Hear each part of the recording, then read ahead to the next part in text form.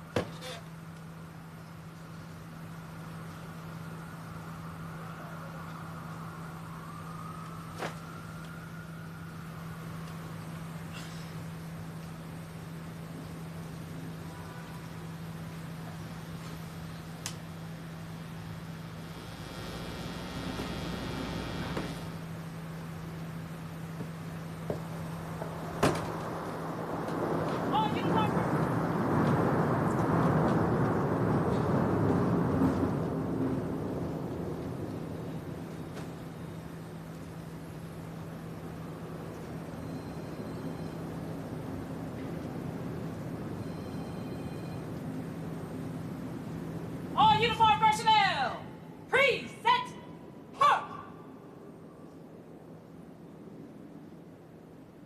Order, park.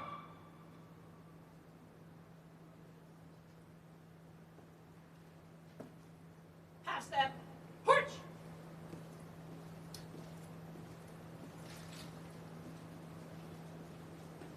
Forward, porch.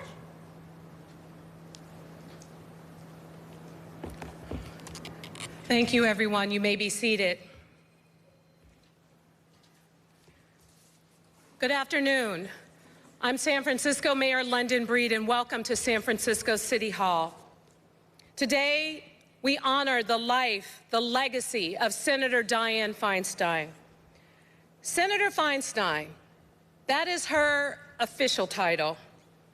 It's how Californians and people all over the world knew her. But to us, to San Franciscans, she was Mayor Dianne Feinstein. I was 13 years old, the French horn player at Benjamin Franklin Middle School, when I first met the mayor. Over the years, we had become Mayor Feinstein's band. Whenever there was an important event or activity, she chose us to perform. We played at City Hall and at the Super Bowl celebrations. We proudly wore our band sweaters that she bought for us. And Mayor Feinstein always took the time to talk to us, to tell us how amazing we were, and to remind us that we were her band. I was born in the early 70s, so as a kid,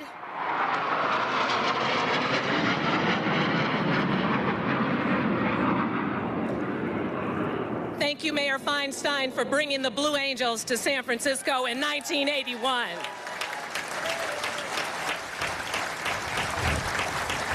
I was born in the early 70s, so as a kid, as far as I could remember, as far as I ever knew, Dianne Feinstein was the mayor. And for kids my age, we just always accepted that a woman could be in charge, that a woman could do whatever a man could do. We believed that. We considered it normal. My mother's generation didn't have that. My grandmother's generation certainly didn't. But millions of girls my age and long after me have grown blissfully free of the yokes our grandmothers wore because Dianne Feinstein wrestled them off, because she showed the way. She created a world where girls like me could be tough, where we could lead. When I became mayor, and even before that, when I was a member of the Board of Supervisors, Senator Feinstein was always there to offer guidance. A few years ago, when I was president of the Board of Supervisors, we had a large ceremony in the board chambers, and Senator Feinstein, as former mayor, joined me up on the dais. As each dignitary or past supervisor walked in, she whispered notes to me. That's Supervisor so-and-so. He lives in West Portal. Ask him about his gardening. When the pandemic hit, Senator Feinstein reached out to me before I could reach out to her. She talked to me about the hard decisions that needed to be made. She told me to focus on doing the right thing, to do what's necessary for the city. Senator Feinstein was always focused on the nuts and bolts, the things that San Francisco needed. I valued her advice, and I will miss her, of course.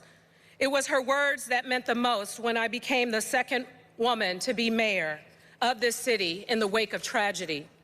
It was her advice on how to heal and lead that gave me strength. But I don't know if she recognized that none of the things that she told me as an adult were ever as important as what she showed us as children. Through times of tragedy and triumph, Dianne Feinstein showed us the meaning of San Francisco's motto: gold in peace, iron in war. She showed us a world where women lead, where we lift each other up so that girls like me could follow in her footsteps. She showed us strength and grace, courage and collaboration. And like the old saying goes, you only live once, but if you do it right, once is enough. Dianne Feinstein did it right. She was our mayor, our champion. She was the leader of our band. And I know I speak for all San Franciscans when I say she will truly be missed. Now I'd like to introduce Rabbi Singer and Cantor Barak.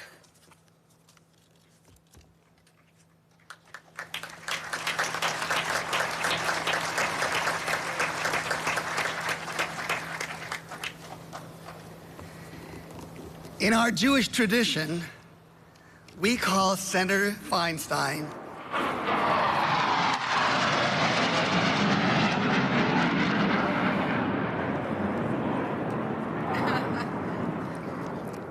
that's an American amen right there. We call her in Hebrew an Eshet Chayil, a woman of valor. And as we mourn this loving mother, grandmother, friend, true woman of valor, let us be comforted by the words that we have in common, the words of the 23rd Psalm. For the psalmist writes and reminds us how this senator, this amazing leader, lived. She brought comfort to so many in this city as we faced some of our deepest challenges. She feared no evil as she courageously pursued justice as a leader in the Senate. And she gave us hope that we Americans can always be inspired by the values of democracy, even as we walk at times through the valley of the shadows. So may we be comforted as we now hear the cantor sing those words in the Hebrew. And then I'll invite you to join me together, by heart perhaps, in the English.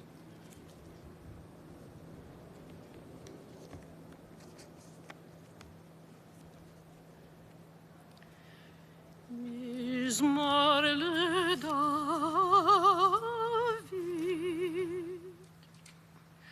אדוני רואי לו אחסר, בירוד שירביצני, על מי מנוחות ינעלני.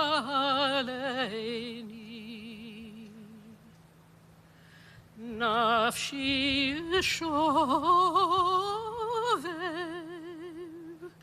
נפשי שובב, ינחני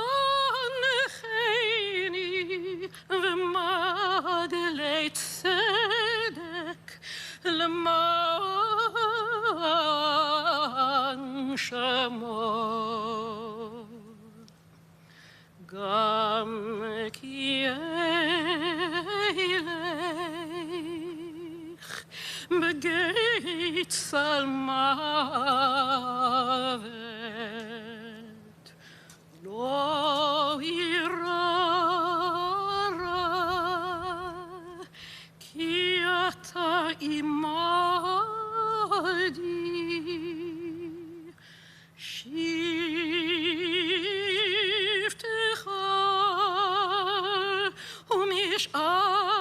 משענתך, שבטך ומשענתך, המה ינחמוני.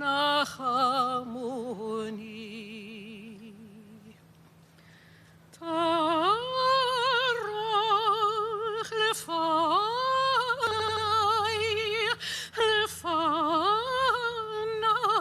שולחן, תערוך לפני שולחן נגד צורריי, דשנת ושמן,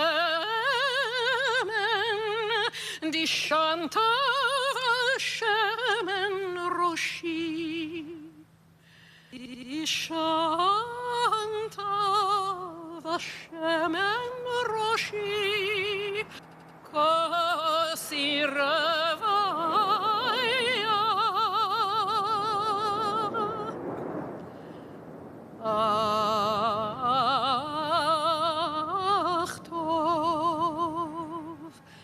אך טוב וחסד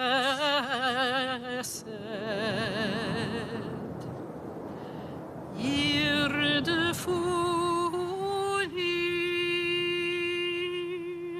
כל ימי חיי,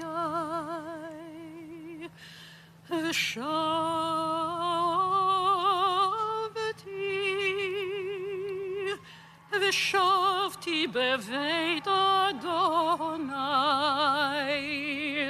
ושבתי בבית אדוני,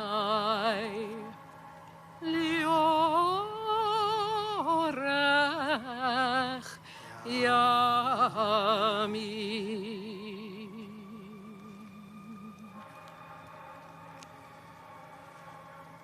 Join with me. God is my shepherd, I shall not want. God maketh me to lie down in green pastures. God leadeth me beside the still waters. God restoreth my soul. God guideth me in straight paths for thy name's sake. Yea, though I walk through the valley of the shadow of death, I will fear no evil, for thou art with me. Thy rod and thy staff, they comfort me. Thou preparest a table before me in the presence of mine enemies. Thou hast anointed my head with oil. My cup runneth over. Surely goodness and mercy shall follow me all the days of my life, and I shall dwell in the house of God forever. May her memory be for a blessing. Amen.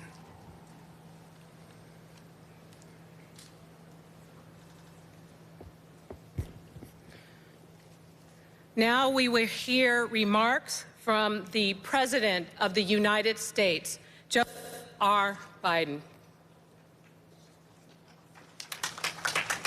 Friends and staff of the remarkable Dianne Feinstein. Within Dianne's very soul lay the defining trait of great leaders, character. Over 15 years in the Senate, plus another decade in the vice presidency, and now the presidency, again and again I saw her character in action, up close and personal. She was always tough, prepared, rigorous, and compassionate. And she always served the people of California and our nation for the right reasons, to make life better for everyday people and ensure America stood for freedom, transparency, and justice at home and abroad. We had the honor of a front row seat to her character, the Judiciary Committee. In that role, among her many accomplishments throughout her distinguished career, she turned passion into purpose, to lead the fight to ban assault weapons, to protect our civil liberties, to strengthen our national security, safeguard our environment, and so much more. Often the only woman in the room, she also mentored generations of women and men alike to imagine a bigger, more hopeful future for themselves, for the country, and for the world. On this day of remembrance, reflect on the many ways that such a pioneer made history and built a legacy that will benefit Americans for generations to come, and that's not an exaggeration. At the same time, our family reflects on the life of a kind and loyal friend. To Catherine, we hope you find the strength and the truth found in Scripture. As is the mother, so is the daughter. And to the rest of Dianne's family, we send our love and hope you find comfort in the knowledge that she and Rick are now together again. And to the nation today, may Dianne's life be a reminder that the institutions of our democracy do not only depend on the Constitution that governs our nation, which she swore an oath to uphold and defend. Our democracy depends on the constitution of our character as a people, on the habits of our heart and our mind that lie deep within us. Thank God we have Dianne showing us the way by the power of her example. God bless the great American hero. She was something else, and she was a dear friend. God bless Dianne Feinstein.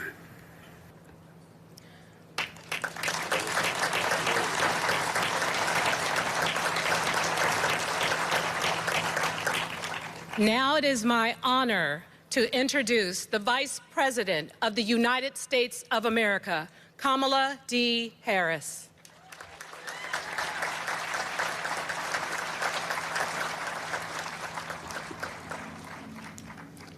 Thank you, Mayor Breed. To Catherine, Eileen, Rick, and the entire family, and to all the distinguished guests who are gathered, it is my honor to be here with you today. Dianne Feinstein was an icon of California. She was an American patriot, a giant of the Senate, and a dear friend to Doug and me. She was a student of history, a gifted, and I will add, very generous artist. Many of us are collectors of Dianne's work. And a passionate leader. Simply put, she was a force. To many of you, she was supervisor, mayor, senator, and then chairman. She was recognized around the world as a leader, a standard bearer of America and of American values. Yet, of course, to Catherine and Eileen, she held perhaps the most important titles of all, mother and grandmother. So to Catherine and Eileen and Rick, and to the entire family, Doug and my prayers are with you. And I don't have to tell you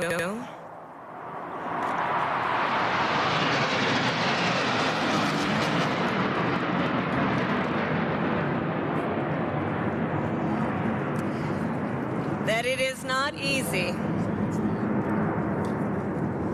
It is not easy when a loved one lives a life of public service, especially a person as hardworking and selfless as Dianne Feinstein.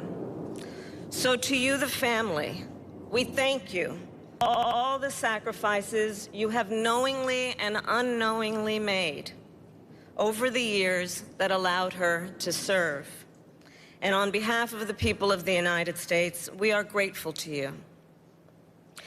As a public servant, Dianne had the courage to take on the many tough fights, even when she was faced with fierce opposition and political peril, and especially when her work was in defense of the Constitution and the security of the American people.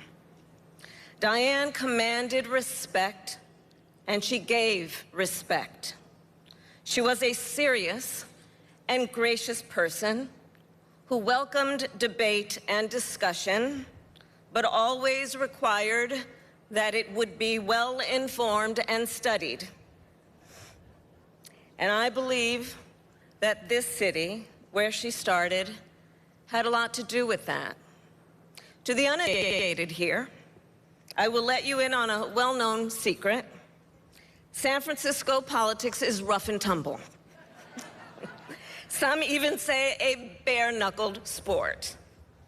And this city requires its elected officials to engage on a daily basis in complex discussions with informed constituents who will raise the most interesting of local issues. No matter if you are walking through the Presidio or attending an event at Delancey Street. And this environment, I do believe, guided Dianne's style of leadership, even after she reached the heights of national and global power. Dianne diligently focused on the impacts to real people. Ideology, substance, not ship, results, not rhetoric. When I was sworn into the Senate in 2017, it was Dianne who welcomed me. She invited me to her Senate hideaway. There, with one hand, she presented me with a glass of California Chardonnay, and with the other hand, a binder full of her draft bills. And true to her mayoral roots, she was deeply immersed in the details of each bill and how each would play on the streets of our beloved state. Some of my fondest recent memories of Dianne are of our time together in a SCIF, a secure meeting room in the United States Senate. Every week, members of the Senate Intelligence Committee would walk into that wood-paneled room, no cameras, no public, no devices.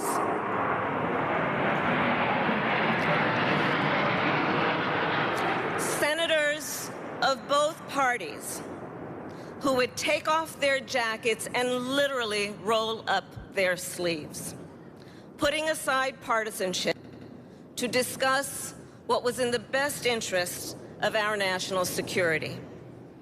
There, we would review classified materials and receive updates from the heads of the CIA, our intelligence community, and the United States military. And God forbid if one of them gave an evasive answer. Dianne, with her trademark grin, would pause, lift up her memo, glance knowingly at the others of us on the dais, and question the witness in a way this former prosecutor always admired. In that room, there was give and take, substantive debate, and problem solving. And that was quintessential Diane at her best. So as I close, allow me to turn back the clock 30 years to today, November 3rd, 1992. I was a young prosecutor at the Alameda County District Attorney's Office. And on that evening, I left my home in Oakland, got in my Toyota Corolla, and drove across the Bay Bridge to the city. I pulled into the Fairmont Hotel, and I walked up to a huge and packed ballroom. There on stage stood Diane and Barbara Boxer, hands raised in what the nation would name the Year of the Woman. We celebrated an historic feat. We were the first state to elect 2 female senators. And that night we celebrated Diane, who the next day would take office as the first female senator ever for the great state of California. Fast forward to today, when I again traveled to the city to celebrate Diane, this time from Washington, D.C., on Air Force Two. Diane, the women of America have come a long way. Our country has come a long way. And you helped move the ball forward, and our nation salutes you, Diane.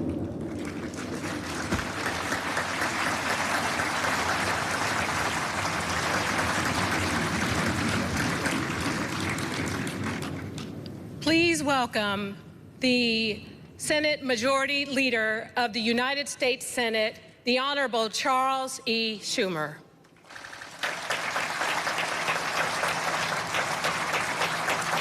Thank you, Mayor and Vice President Harris, Speaker Emerita Pelosi, Mayor Breed, Rabbi Singer, Cantor Barak, Catherine, and all of Diane's family, my many dear colleagues who have come here, and friends. Now, there's a story of Diane I always thought was quintessentially her. Some of us might remember that years ago, Senator Feinstein injured her ankle while on a morning walk in Lake Tahoe. Now, most people might go see a doctor, clear the schedule, focus on recovering. But Diane, forget it.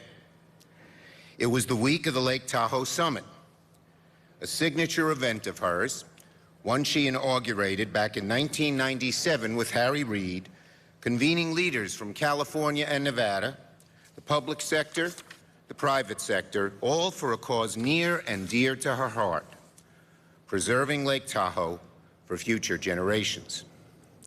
Years later, she looked back on that morning and remembered hearing a bone pop, but chose to finish her day before even thinking about treatment. Turns out it was a pretty significant fracture. Asked how she got through the day, she only offered 3 words. I just did.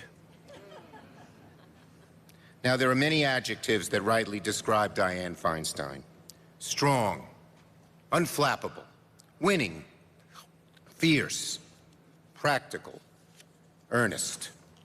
But one quality above all stands out in my mind and will forever set Diane apart: integrity. Integrity. Diane Feinstein was a leader of uncommon integrity. She had an internal gyroscope that propelled her, motivated her, never let her stray from a cause she knew was right.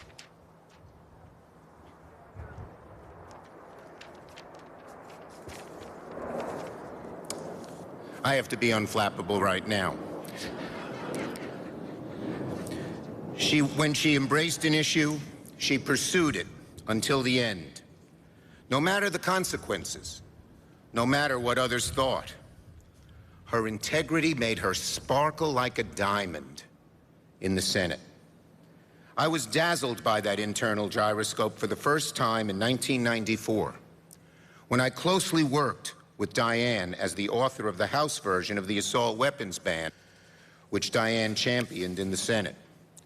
She worked that bill harder than anyone I'd seen work a bill, attacking every angle, thinking of every pitfall, resisting every broadside from the NRA, because she knew her cause to be just from her own experience.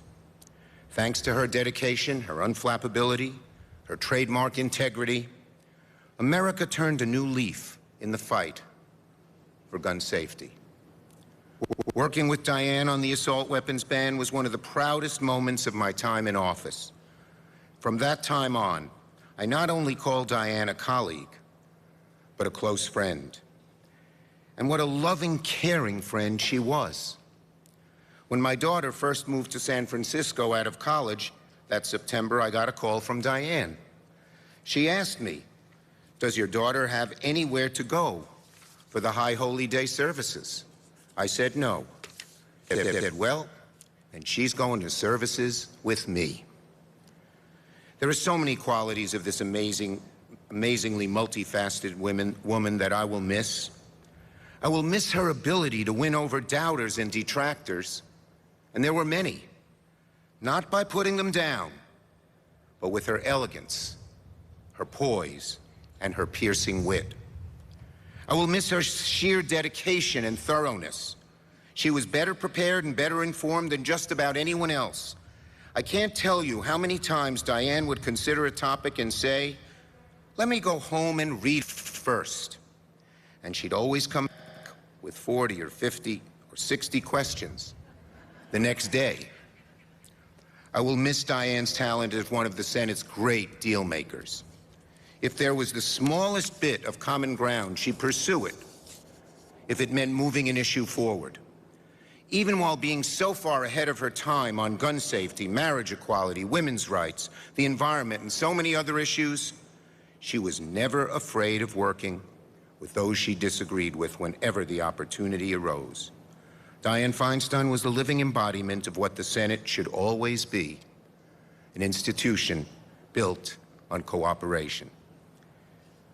Finally, I'll always be indebted to Diane, not just as a colleague, but as a father of two daughters. Because of Diane, my daughters grew up in a world that's a little bit fairer, a little more just, and more accepting of women in leadership. Speaking at Stanford commencement in 1993, Diane confessed that she never sought to be the first woman in this role or that role. What mattered most, she said, was to live life to the fullest and advise the graduates to, quote, be able to accept challenge, take some risk, but always protect your integrity. And that is just what she did throughout her entire career. So today we grieve. Today we mourn an immense loss for the Senate, for California, for America. But we also give thanks.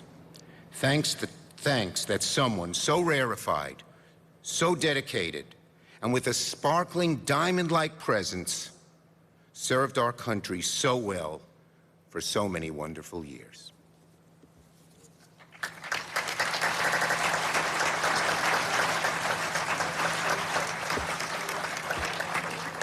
And now I would like to read a statement from former Congressman and Chair of the California Democratic Party, John Burton. Our country, California, and my hometown of San Francisco, has lost a great public servant. But more important to me is that I lost a friend of more than 50 years.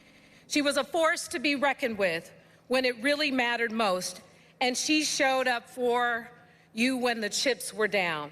She saved San Francisco during its darkest hours and showed political courage during times when no one else did as a United States Senator. She had chutzpah, and I loved her for it. My heart goes out to her family and especially her daughter, Catherine, her granddaughter, Eileen. Rest in power, my friend, from John Burton, as I said, former congressman and former chairman of the Democratic Party in California. Now, please join me in welcoming the San Francisco Girls Chorus.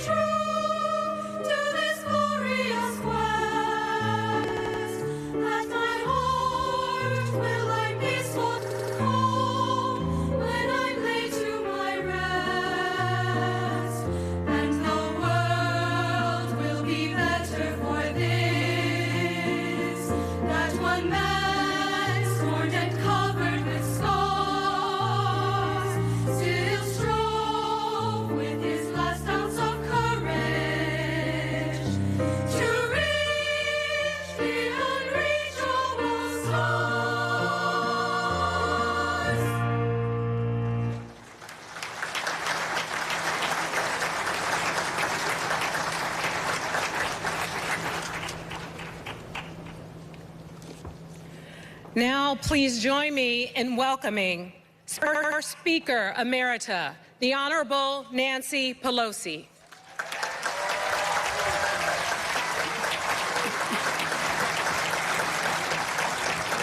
Good afternoon, everyone. Diane, all your life you have challenged everyone to do our best. Now, as we honor your leadership, to celebrate your life and express our sorrow in your passing, living up to your standard is quite a challenge. However, we started with the President of the United States having his plane carry you home. He loved you so much, he said, "My only wish is that I could have been on the plane taking her home." Draped in the American flag, your beautiful landing in the arms of the first responders, lifting you up, Catherine, Rick, and Eileen on Saturday. Over the weekend, your beloved 49ers and our great San Francisco Giants paid tribute to you at their games. Yesterday, Mayor Breed received you triumphantly back at City Hall, where you would lie in state and be welcomed home by the people of San Francisco with music and song. Thousands of people came to pay their respects in line the blocks all day long and into the night, so that the family had to extend the time for people to pay their respects. And this week, it was announced that the Blue Angels the Fleet Week would be dedicated to you. Fleet Week would be down to, and now listen to this. The Blue Angels will pilot a missing woman formation honoring Dianne Feinstein. She flew with them. Can you imagine? Choirs singing, people crying, teams cheering, ships sailing, Blue Angels flying, all honoring Dianne, a woman so strategic and so strong, a lady so gentle, a trailblazing model and a mentor of generosity and sweetness. Here they come again. While they're coming, let's recognize the members of Congress who are here, the House and the Senate. Please stand so that we can recognize you all. So many.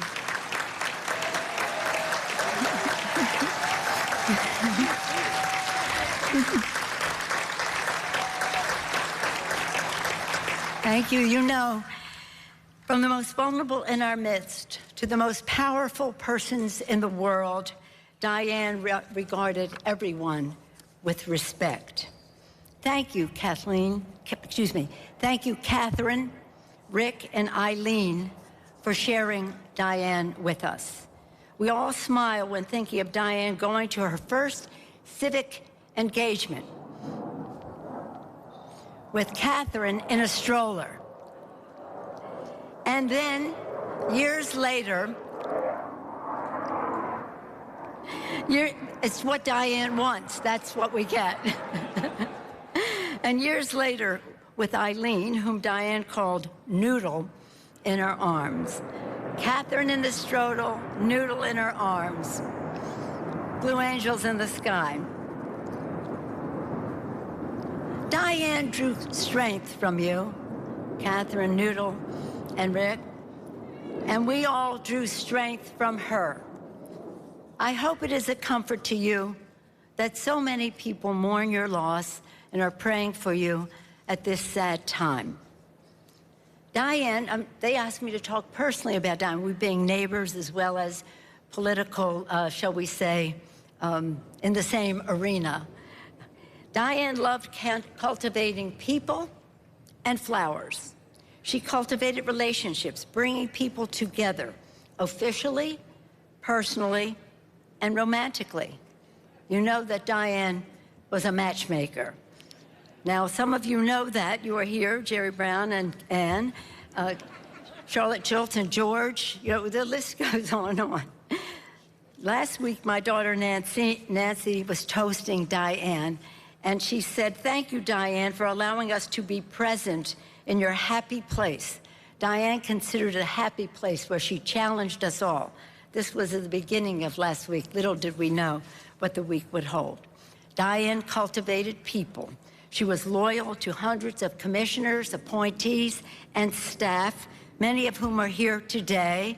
Let's hear it from you, all of you.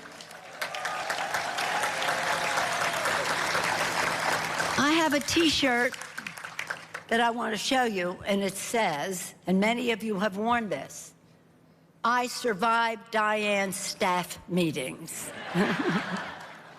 And Dianne cultivated flowers. She loved flowers, to grow them, to show them, to paint them, and share them on drawings and on mugs. Anybody here have a mug, a Dianne mug? And neighbors, as neighbors, Paul and I always knew, because we could see from our window, that Dianne had the most fabulous hydrangeas. As neighbors and friends, Dianne and I took pride in working together for California and for our values. I'll always remember this one time in 2015 in the United States Capitol. Dianne and I expressed our concern to President Xi about the Chinese government's abuses of the Tibetans and disrespect for His Holiness the Dalai Lama. When Dianne spoke, people listened. People have asked me, what is the best advice I ever received from Dianne? Well, there's many, we all have gotten great advice from Dianne, but the most constant advice I ever got from her, again and again, was, "Nancy, you don't always have to be the one going out on the attack. Let some other people do that from time to time. Why don't you do that?" I don't know.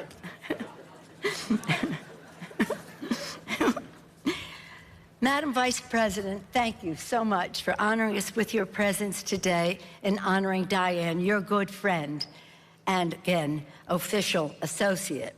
It's an honor that you are here. Leader Schumer, you have spoken so beautifully about Diane, our senator's accomplishments. Thank you. Thank you for your beautiful remarks the morning of her passing and all that you have done since then to honor her memory. And she has a lasting legacy. From the cable cars, the breast cancer stamp, to the assault weapons ban, to Team Tahoe. Any Team Tahoes here? Team Tahoe. The list goes on and on. From the U.S. Capitol back to San Francisco, where Diane Feinstein is our forever mayor. Forever mayor. Diane was such a commanding mayor for 10 powerful years that when her term was up and some other people started to run for mayor, including some men, school children were saying, can a man be mayor of San Francisco? I guess. Diane left. Madam Mayor? Here we go. Diane left us as she had lived. She left on her own terms. She was proud to confirm more than 140 Biden judges. And Chuck can attest that she walked onto that floor last Thursday, which would be her last day, and so she walked onto the floor and voted to advance legislation to keep government open for the people.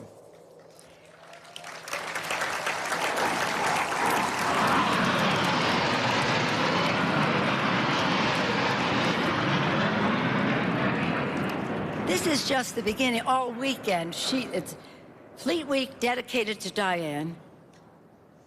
Flyovers all weekend. She would like it like that. The president began his beautiful tribute earlier in the program with a poem by Emerson. I will end with a song suggested by Nancy Corinne, my daughter who loved Diane so much, American Anthem. Doesn't this sound like Diane? Let them say of me, I believed in sharing the blessings I received. Let me know in my heart when my days are through, America, America, I did my best for you. Diane Feinstein. Diane, we know you did your best for America. May you rest in peace. Thank you.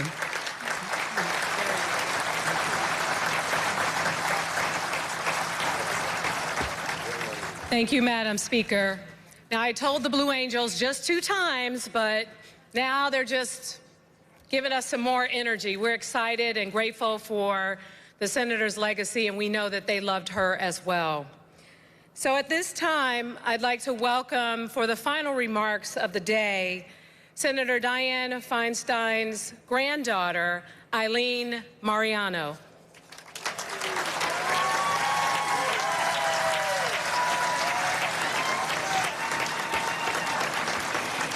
Thank you, Mayor Breed, and thank you to everyone in the audience for making the journey out here today and for braving the heat.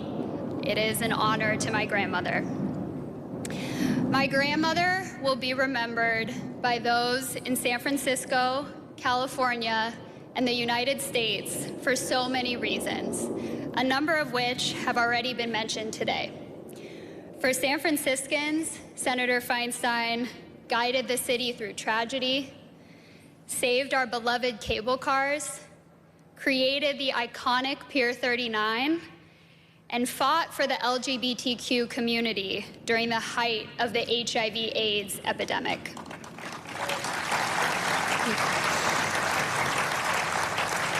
For Californians, Senator Feinstein established Joshua Tree in Death Valley, preserved beautiful Lake Tahoe, modernized California's water system, and protected California's deserts. For those across the country, Senator Feinstein will be remembered for banning assault weapons, creating life-saving Amber Alerts, and rooting out and banning torture. She will also be remembered across the country for shattering the glass ceiling. She showed young women everywhere that they too can be leaders, that they can make an impact, and that they deserve a seat at the table. But to me, she will be remembered as the most incredible grandmother. Minutes after I was born, at the hospital, she exclaimed to my mom and dad, "Oh wow, she looks just like me. You should change her name to Diane." From then on, she and I were extremely close. We had an effortless connection.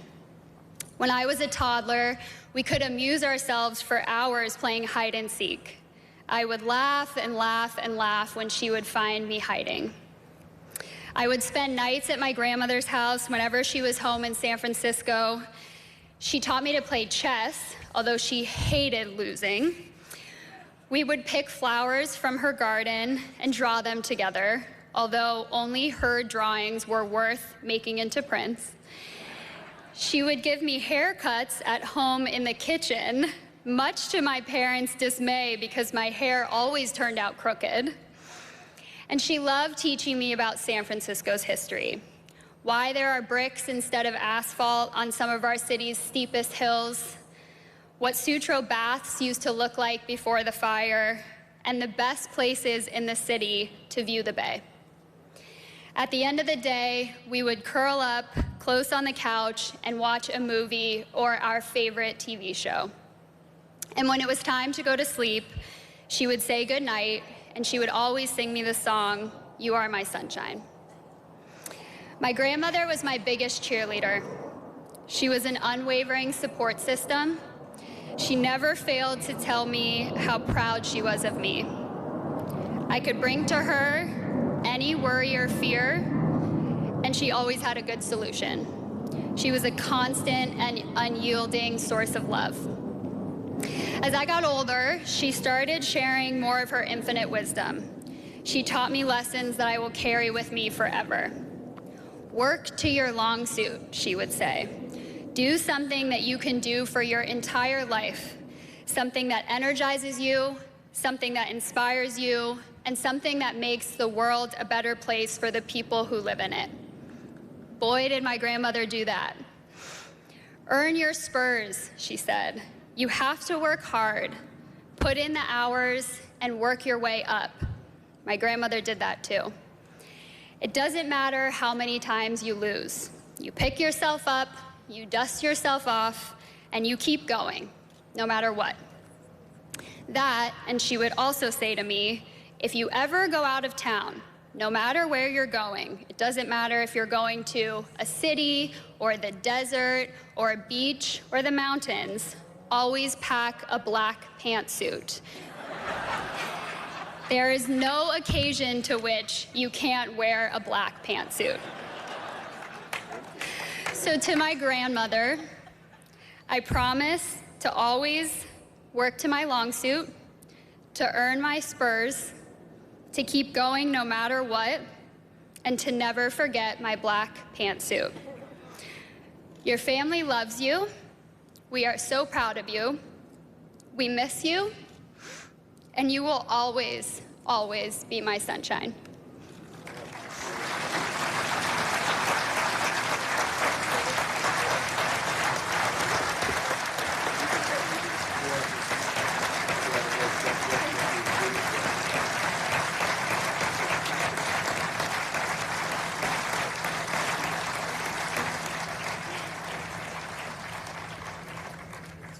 Thank you, Eileen. Thank you, Catherine. Thank you to your entire family, to so many of Senator Feinstein's staff and colleagues from the Senate, people who have come far and wide. Thank you to all of San Francisco for your love and your support of Senator Feinstein and her family at this time. Her legacy will continue to live on in everything we do to continue to lead this city and to lead this country. This has been an extraordinary service, and we appreciate especially our Vice President for being here to represent our country, to demonstrate the importance of what Senator Feinstein means, not just to San Francisco and the state of California, but the entire country. It is so meaningful to be here with each and every one of you, so many elected leaders and legends and people who helped lead this city for many, many generations. You are all in our hearts and our prayers as we continue to mourn Senator Feinstein, but she will always be remembered in so many corners of this city, in so many corners of this state, and in corners of this country. And at this time, we'd like to welcome back the girls' chorus for a final song in honor of our great Senator, Dianne Feinstein. Thank you.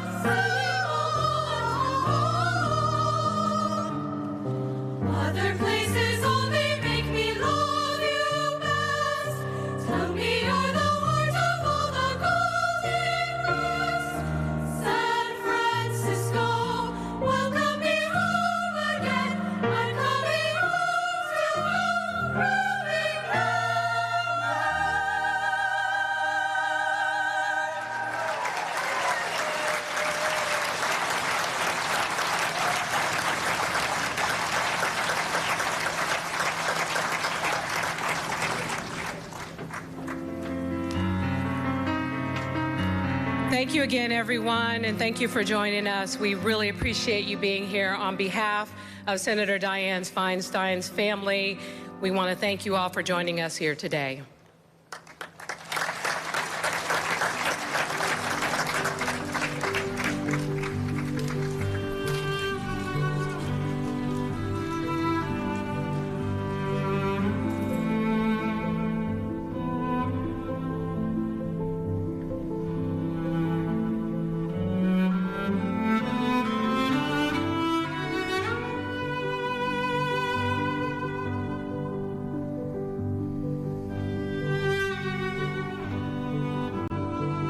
You have been